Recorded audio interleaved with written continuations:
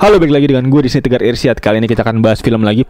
Film yang baru aja tayang seperti biasa di hari Kamis ini. Film horor ya. Film horor buatan dua negara, Indonesia dan juga Malaysia. Ini film hasil kerjasama gitu ya, dari dua pihak kayaknya. Dan juga film ini tayang di 4 negara loh. Gila, menarik banget ya. Film yang tayang di 4 negara di Asia Tenggara, yaitu ada Singapura, ada Thailand, ada Vietnam, ada Malaysia dan juga di Indonesia. Artinya 5 negara ya, termasuk Indonesia. Dan apakah film ini semenarik itu? Waktu itu langsung aja akan kita review film ini di Ngomongin Film kali ini. Let's go. Dan film yang akan kita bahas ini memang memiliki aktor-aktor yang cukup terkenal banget ya. Bisa gue bilang aktornya cukup menjual banget. Dan film yang akan kita bahas kali ini berjudul Terkutuk. Kalau kita nggak lari, kita yang mati. Sabar! Saya nggak peduli. Pada mati kenapa? Kamu stop, nakut-nakutin saya.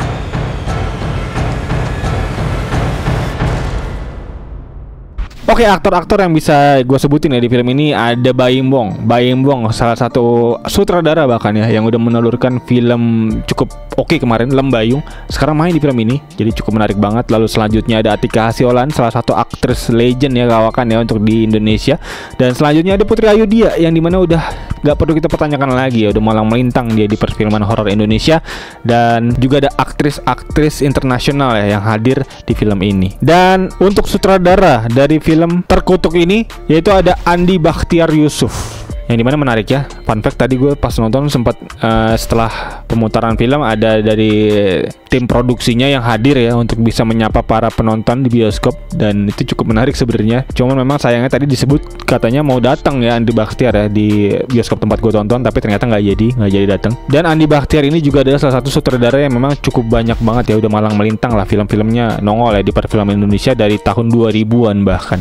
Jadi ya cukup legend ya harusnya untuk Bapak Andi Bakhtiar ini. Dan selanjutnya untuk sinopsis dari film ini menceritakan Rada yang diperankan oleh Atika Hasyolan, dimana dia adalah seorang jurnalis foto yang sedang menghadapi kesulitan gitu dalam pekerjaannya, yang dimana ia sebenarnya kayak lagi dirumahkan sementara gitu ya, karena memang ada sesuatu hal gitu di pekerjaan dia. Dan maka dari itu dia juga nyaris dipecat juga, dan bahkan ekonominya sangat merosot ya. Dan demi tetap bisa bertahan hidup, Rada ini bersama dengan putranya kemudian memutuskan untuk pindah ke sebuah rusun. Ya, dimana rumah susun ini, dimana si Rada ini akhirnya menemukan ya unit yang cocok dengan apa yang dia cari, yaitu dengan harga yang cukup murah pastinya. Awalnya Rada ini nggak ngelihat keanehan yang berarti ya dalam rusun ini ya, tapi hal-hal yang janggal mulai nongol ya di awal-awal film. Bahkan satu persatu tetangganya juga di rusun ini banyak yang meninggal gitu tiba-tiba. Aneh banget ya. Dan apalagi kematian ini tergolong sebagai kematian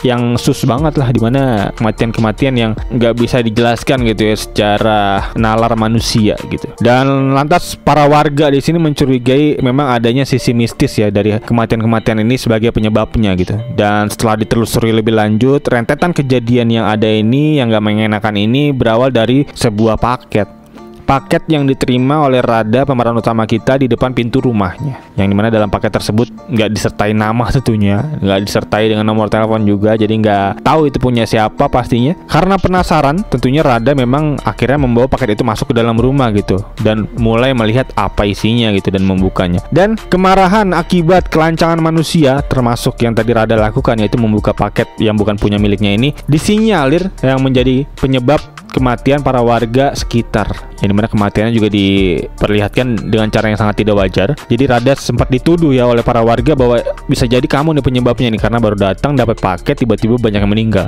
Dan Rada memang sempat kayak apaan sih, enggak ya, bukan gua gitu, gua nggak ngerti apa-apa gitu, karena dia juga nggak percaya dengan hal-hal gaib seperti ini gitu. Tapi Maya, yang dimana Maya ini adalah warga setempat yang dari kecil juga gitu ya, akamsi banget gitu, dimana dia diperankan oleh Putri Ayudhya, menjelaskan dan mencoba meyakinkan bahwa paket yang telah dibukanya ini nih adalah hal yang membuat orang-orang di rusun ini jadi meninggal. By the way, for information, si Maya ini adalah orang dengan berkemampuan khusus ya, yaitu kayak indigo gitu, bisa melihat hantu gitu di situ.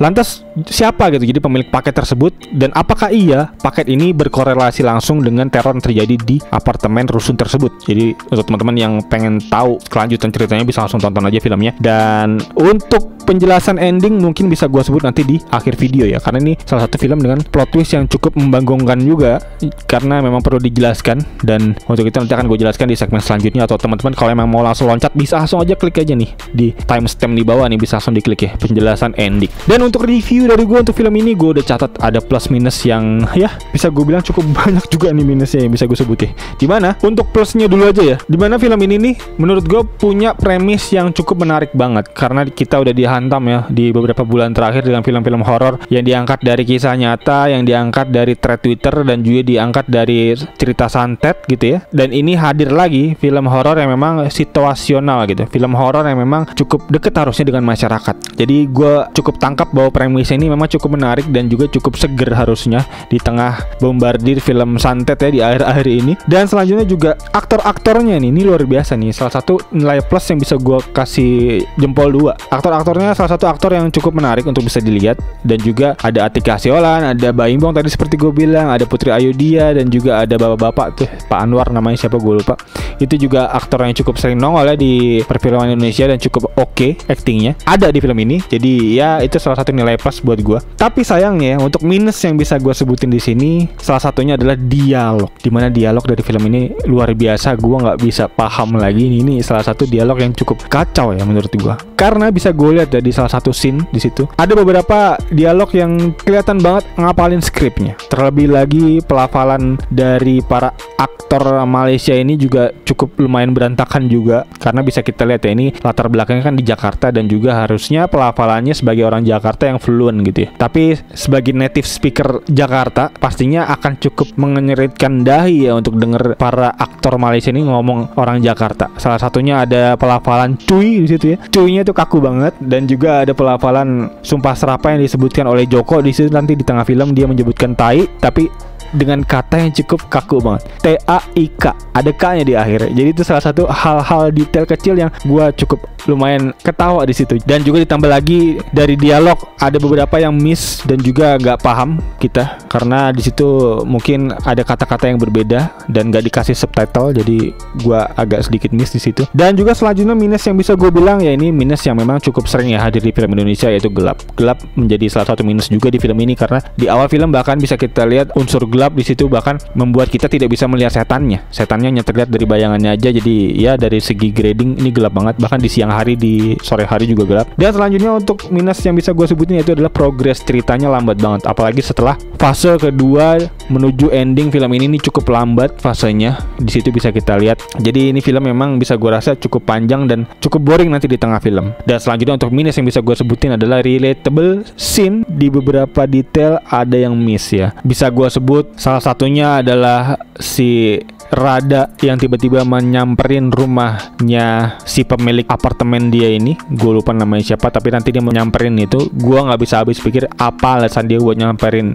si ibu ini. Nggak ada motif yang jelas gitu, tiba-tiba lewat aja terus mau mampir. Jadi itu salah satu ya relatable scene yang gue bisa bilang nggak masuk gitu di logika gue. Jadi itu mungkin beberapa detail yang agak miss. Dan untuk penilaian dari gue untuk film ini bisa gue kasih dengan skor untuk story dengan premis yang cukup oke, harusnya bisa gue kasih dengan skor 3/5. Dan selanjutnya untuk visual, sayangnya visual gue nggak bisa kasih banyak karena ini visualnya masih cukup gelap banget di situ. Dan juga untuk sinematografinya juga bukan yang kelas A ya, bisa gue lihat. Jadi mungkin bisa gue kasih dengan skor 1/2. Dan selanjutnya untuk acting, yang dimana sayangnya dengan banyaknya aktor yang bisa gue bilang cukup kawakan, film ini belum mampu gitu untuk bisa menghadirkan acting yang luar biasa. Karena memang dari segi pemilihan dialog yang ada dan juga dari segi dicampurnya ya aktor-aktor dari Malaysia ini untuk bisa masuk, gue bisa bilang malah justru membuat film ini agak lumayan kacau untuk dari segi dialog yang ada dan juga pelafalan bahasa yang disebutkan di film ini. Jadi ya dari segi acting gue bisa kasih skor juga 1/3 ya. Jadi untuk final verdict yang bisa gue kasih untuk film ini adalah 5/10.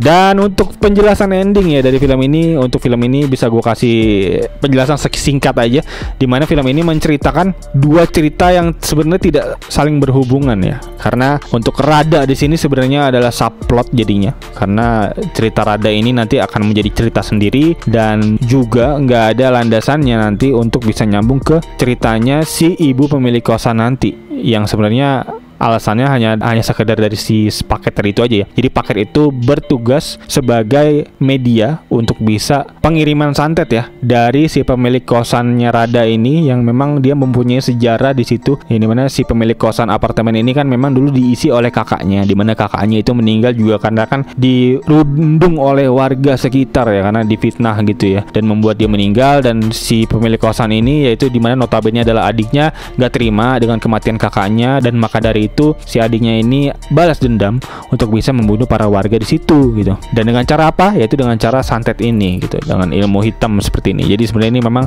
ada unsur santetnya di situ. Dan kebetulan untuk paket yang diterima ini adalah paket yang dikirimkan ke rumahnya dia sendiri yang sedang dihuni oleh si Rada. Dan ya ini sebenarnya cerita yang nggak nyambung ya antara Rada dan juga dengan si ibu pemilik kosan. Jadi ibu pemilik kosan memang nggak ada urusan sama Rada. Rada hanya sebagai media untuk bisa mengirimkan paket tadi, dan Rada ini memang memiliki masalahnya sendiri lah dia, yaitu dengan anaknya. Ini mana ternyata anaknya udah meninggal sejak lama. Ini mana anaknya ternyata ditaruh di rumah itu udah berbentuk mayat, berbentuk zombie yang udah diawetin. Jadi ya itu menjadi cerita sendiri lah untuk Rada yang memang juga kayaknya agak-agak sakit jiwa di situ ya. Dan ya berikut kurang lebih untuk penjelasan ending bisa gue sampaikan. Semoga membantu teman-teman semua ya dalam memahami film ini secara utuh. Dan untuk teman-teman mungkin yang punya penilaiannya sendiri bisa feel free langsung aja tulis di kolom komentar di bawah. Gue sangat happy untuk teman-teman yang mau ngasih reviewnya sendiri, dan mungkin bisa kita diskusikan lebih lanjut nanti di bawah di kolom komentar. Gue happy banget. Dan kayaknya itu aja. Sekali lagi thank you buat yang udah nonton, dan untuk teman-teman